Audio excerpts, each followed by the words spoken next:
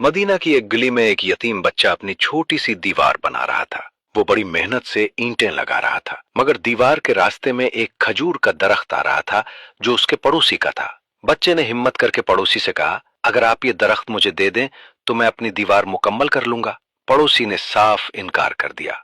बच्चा बार बार दरखास्त करता रहा, मगर वो अपनी बात पर कायम रहा।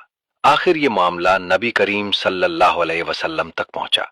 आपने उस शख्स को बुलाया और नरमी से फरमाया, ये दरख्त उस यतीम को दे दो, अल्लाह तुम्हें उसके बदले जन्नत में दरख्त अता करेगा। ये एक आसान सौदा था, मगर उस शख्स ने फिर भी इनकार कर दिया। उसके दिल में दुनिया की चीज की कदर ज्यादा थी, इसलिए वो उस पेशकश को कबूल न कर सका। वहीं एक सहाबी खामोशी से ये सब देख रहे थे, हजरत अबू दहदा रजी अल्लाह अन्हो। उन्होंने आगे बढ़कर उस शख्स से कहा, क्या तुम मेरा बाग जानते हो? उसमें खजूर के सैकड़ों दरख्त हैं, एक घर है और एक कुआं भी है। उस शख्स ने कहा, हाँ, वो बाग तो सब जानते हैं। हजरत अबू दहदा रजी अल्लाह अन्हु ने कहा, अगर मैं वो पूरा बाग तुम्हें दे दूं तो क्या तुम अपना ये एक दरख्त मुझे दे दोगे? ये सुनकर वो शख्स फौरन राजी हो गया। उसने एक दरख्त के बदले पूरा बाग ले लिया।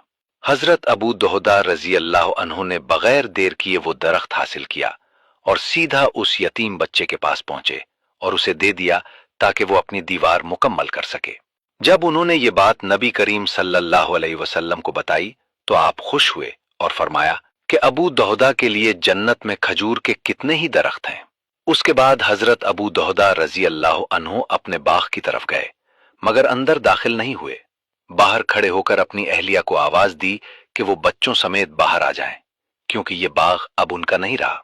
उनकी अहलिया ने पूछा, आपने ये बाग किसको दे दिया? उन्होंने जवाब दिया, अल्लाह को, जन्नत के बदले। ये सुनकर उनकी अहलिया ने कोई हैरत जाहिर नहीं की, बल्कि सुकून से बच्चों को बाहर बुलाया और कहा कि ये बहुत अच्छा सौदा हुआ है। चंद लम्हों में एक बाग, एक कुआं, एक घर, सब पीछे रह गया। मगर एक यकीन उनके साथ था कि जो अल्लाह के लिए दिया जाए वो कभी जाया नहीं होता।